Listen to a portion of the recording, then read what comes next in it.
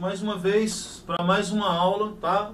Vocês podem estar se perguntando assim, o professor acabou, eu assisti uma aula aí semana passada, o pessoal agora está com a mesma roupa, como é que pode? Bom, estou gravando 2 aulas no mesmo dia, né, gente? Por favor, não me façam trocar de roupa, tá? Aqui são aulas sem corte, tá? Eu falo que é para falar, só tenho aqui um guia rápido, geral, tá certo? Mas é sem corte, então às vezes eu erro, volto e tal, tá certo? Se você não gostou ainda disso, não tem problema, tá bom? Tem muito material de contraponto, você pode estudar, tá certo? Na boa, aqui a gente tá tentando melhorar o possível, tá bom? Então vamos lá, agora, hoje é diferente, tá? Hoje vai ser diferente porque no nosso vídeo passado, na aula passada, nós vimos as regras melódicas, né? Os saltos, os intervalos, etc. Tá? As possibilidades que você tem quando você constrói a sua linha melódica.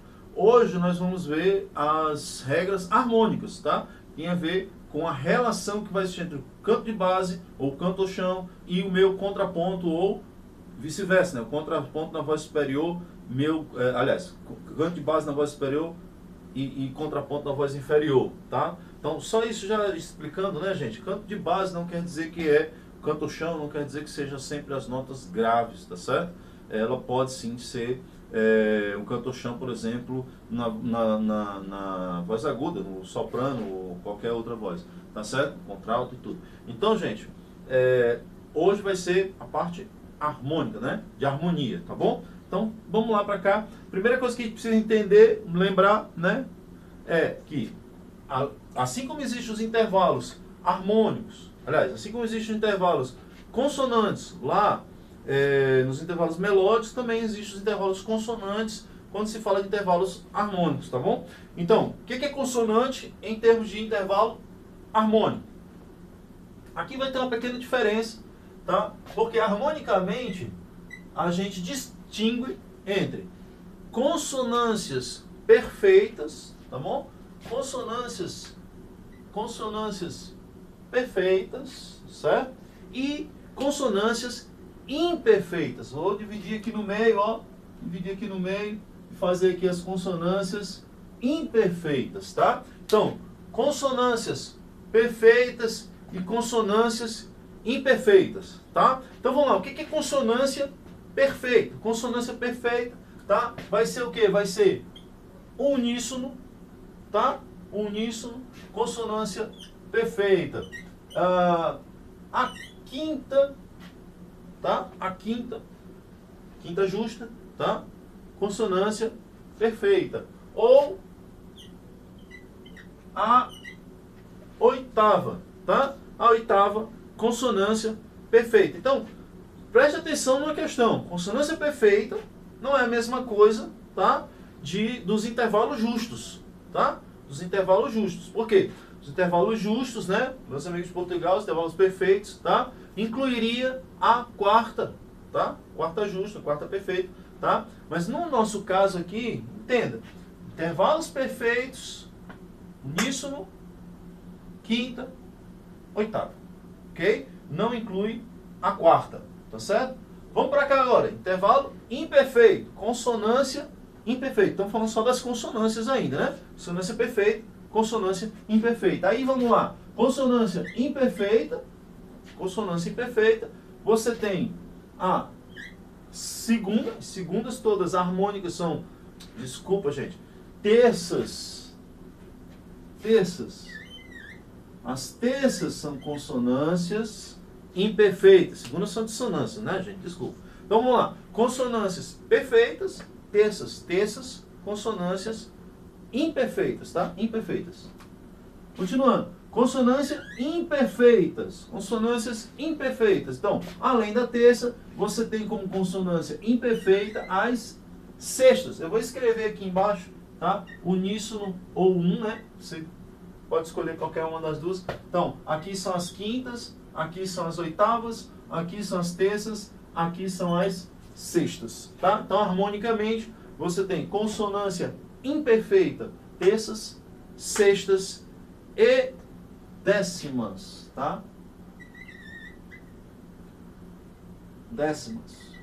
Harmonicamente, você pode chegar até um intervalo de décima, tá? Harmonicamente até o intervalo de décima, tá?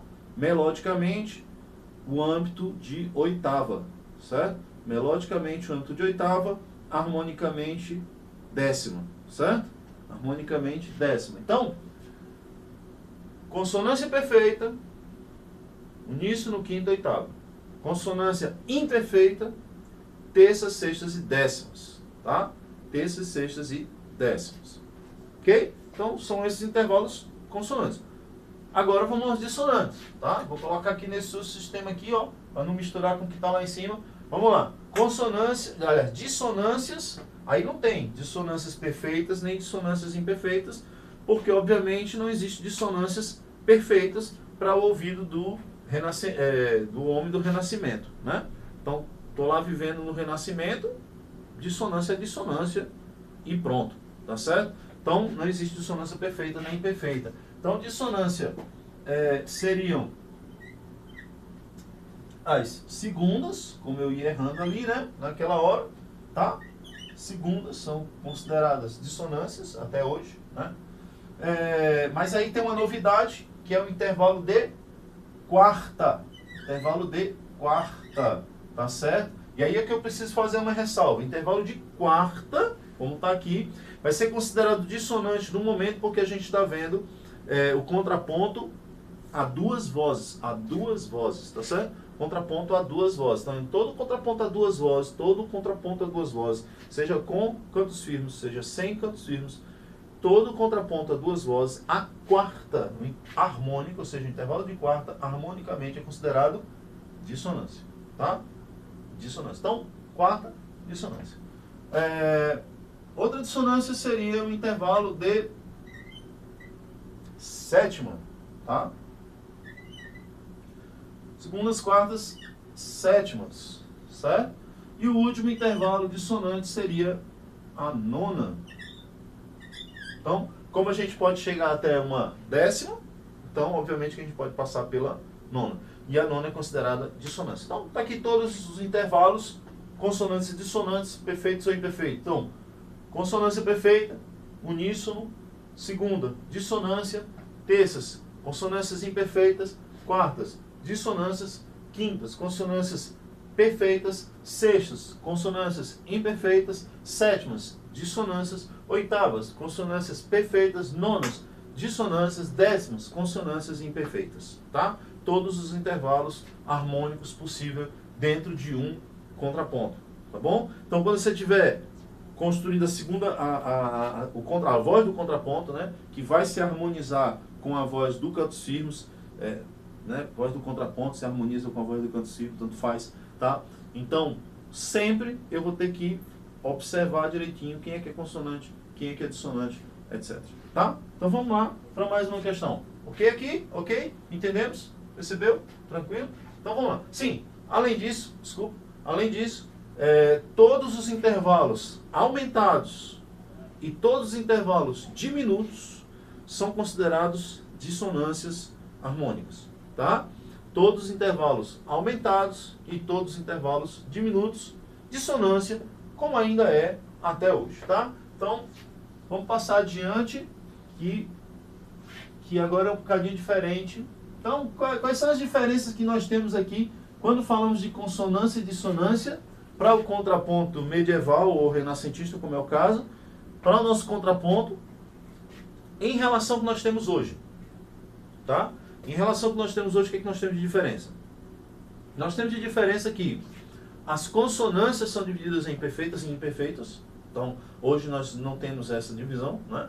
Perfeitas e imperfeitas. Essa é uma das diferenças. Então, uníssono, quintas, oitavas perfeitas, terças, sextas e décimas imperfeitas. Ok?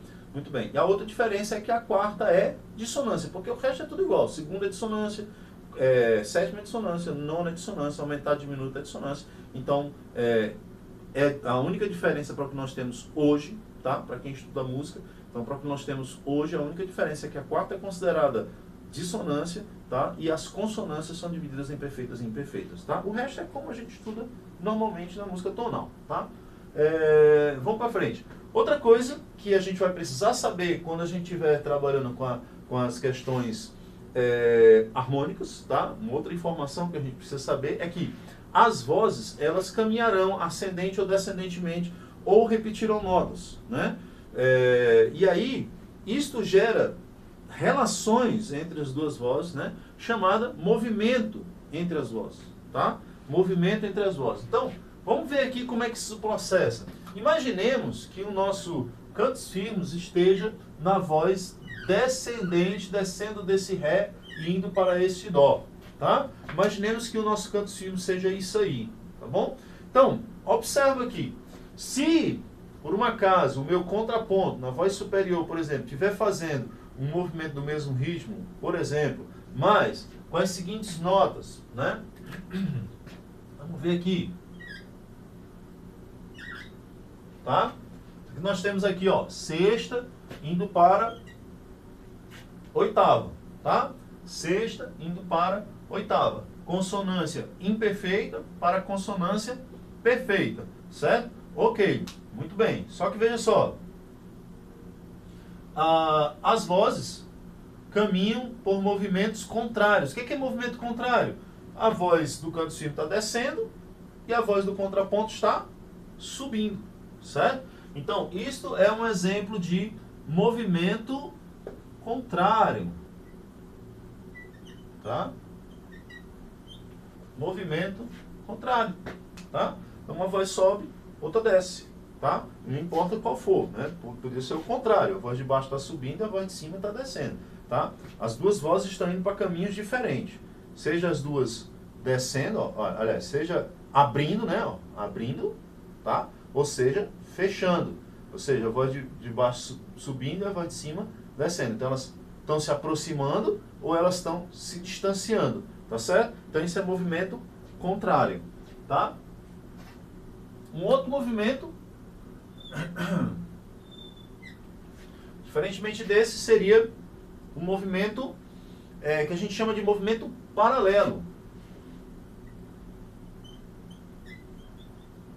O que é um movimento paralelo? O movimento paralelo, tá? É quando ambas as vozes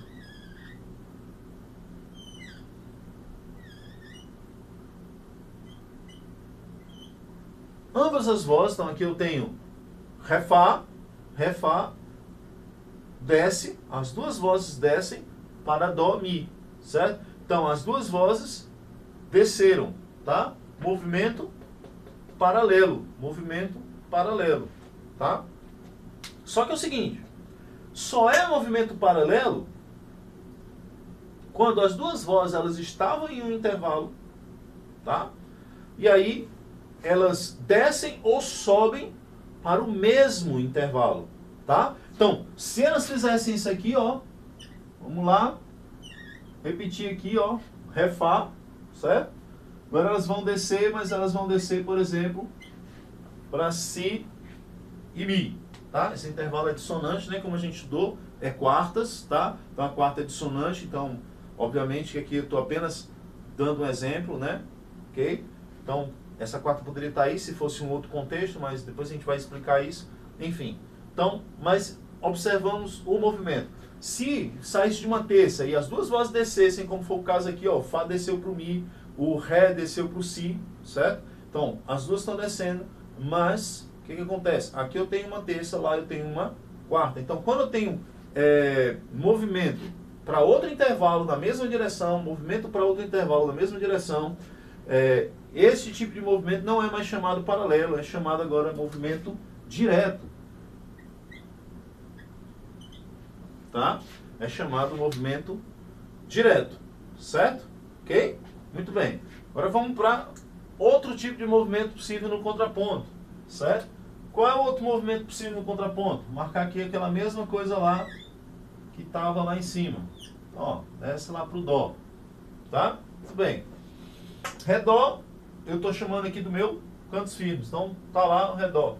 Qual é o outro movimento possível? É que a voz do contraponto, tá? Ou vice-versa, tá certo? Neste caso é contraponto, se movimente em um ritmo diferente do ritmo da voz de baixo, da seguinte maneira. Por exemplo, eu posso ter uma sexta e uma quinta aqui, ó, sexta e quinta, por exemplo, tá? E depois dessa quinta aqui, o salto lá para a oitava. Não, oitava não fica legal. Vamos saltar para a décima. Tá? Então aqui preparou o salto, ó, regra melódica, lembra? Preparou o salto, regra melódica, saltou aqui, ó, uma quinta possível, né? Vou repetir aqui o ritmo, tá? Saltou uma quinta, alcançou aqui o que, ó? Uma décima, certo?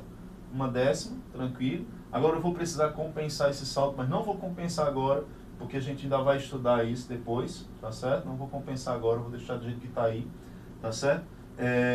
Mas eu teria que compensar o salto segundo as regras melódicas. E aqui o que que eu tenho? Eu tenho uma sexta, uma quinta, uma décima. Só que o que que aconteceu em termos de movimento? Uma voz manteve-se, enquanto a outra se movimentou, tá?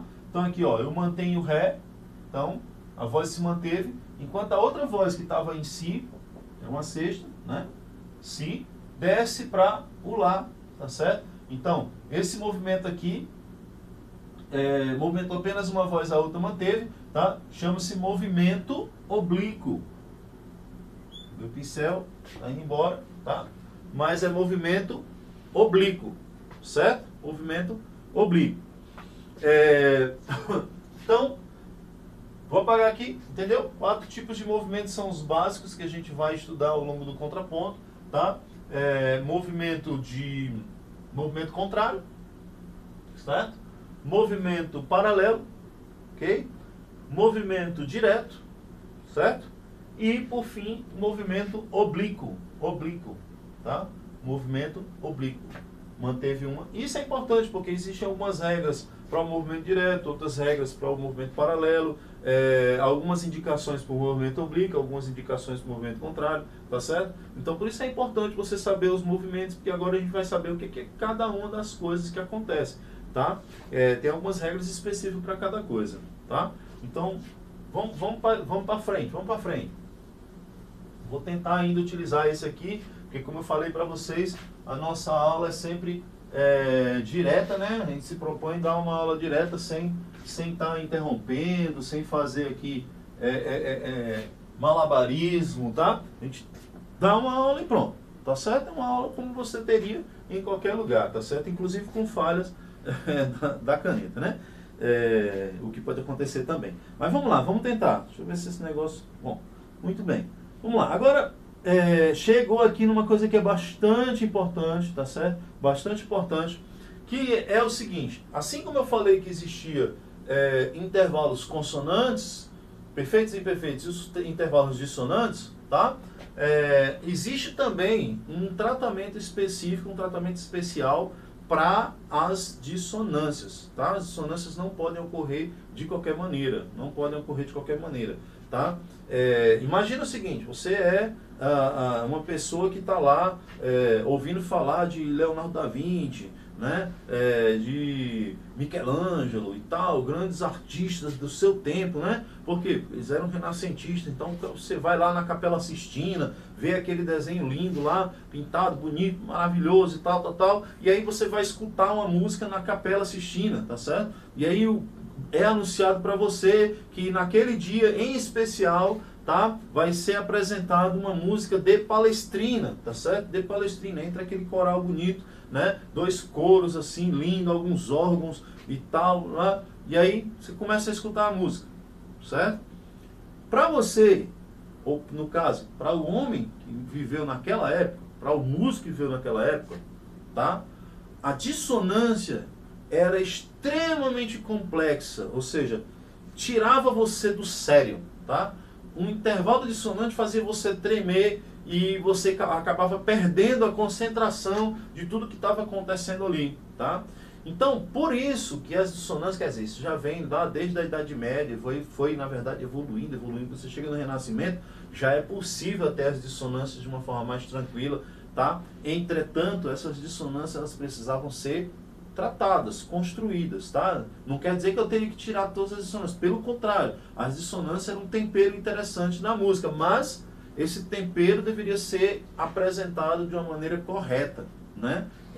Fazendo essa analogia com tempero, imagina lá você pegar um tempero de carne, né? E aí temperar o seu frango em casa, que talvez não tenha problema, mas tempera o seu peixe e aí o negócio vai começar a ficar estranho, né? Que é um peixe com gosto muito pesado de tempero e tal. A carne é massa, mas o peixe já não soa muito bem, já não tem muito paladar, não é muito interessante, né? Então é mais ou menos a mesma coisa, assim, fazendo essa analogia, tá? Então o tempero da música, a dissonância tem que ser apresentado corretamente, tá? Aí sim, aí vai dar gosto à música, vai ficar legal, tá certo? Ele deve ser apresentado sim, você não pode ter medo de colocar as dissonâncias, mas você precisa aprender a utilizá-las, tá certo? E daí, como é que se utiliza as dissonâncias? Vamos lá, existem algumas formas de se utilizar as dissonâncias, a gente vai começar colocando aquelas que são mais comuns, tá? Aquelas que são mais fáceis, aquelas que são que você pode utilizar na maioria dos contextos, e vai até aquelas que são muito mais raras, tá? Que aí você só vai utilizar mesmo assim, perdidamente, tá? E a gente vai entender. Então vamos lá. A primeira dissonância que você vai poder utilizar, tá? Tranquilamente, vou colocar aqui de novo aquele nosso exemplozinho, ó, tá? Do Ré para o Dó. Então, a primeira dissonância que você vai poder utilizar mais tranquilamente, tá certo? É a nota de passagem, tá certo? É a nota de passagem. Vou colocar aqui um exemplo de nota de passagem, tá certo? Nota de passagem. Então observa aí, ó. Eu tenho aqui intervalo de terça, tá? Tranquilo, consonante imperfeito. Massa, beleza? Consonante imperfeito. Aí o que acontece aqui, ó? Acrescentei uma quarta, tá? Uma quarta. E aí a gente já sabe, certo? Que essa quarta, ela é dissonante, né? Quarta é dissonante. Daí, eu precisaria, como eu estou colocando a quarta, eu precisaria tratar essa quarta de uma maneira correta. E o que é correto aqui? Neste caso, fazê-la como nota de passagem, tá? E o que é a nota de passagem? A nota de passagem é uma nota que é alcançada por grau conjunto, ó. Alcançou por grau conjunto, tá certo? Depois ela é deixada também por grau conjunto, mas na mesma direção, tá? Então, também é grau conjunto, sol para lá, mas na mesma direção. Então, ela vinha subindo, continua subindo, tá? Então, lá, Fá, Sol, que é a minha nota de passagem, Lá. Também pode ser vista como uma nota que conecta um intervalo de terças. Então, eu tenho Fá conectando a nota Lá, tá? Fá, eu queria chegar no Lá e conectei esse intervalo através do Sol, que é o grau conjunto no meio, tá? Então, eu tenho Fá, vou chegar no Lá, conectei esse negócio. Tá bom? Então, é visto também desse jeito. Fá até o Lá. E o que nós temos aqui? Uma sexta consonância imperfeita.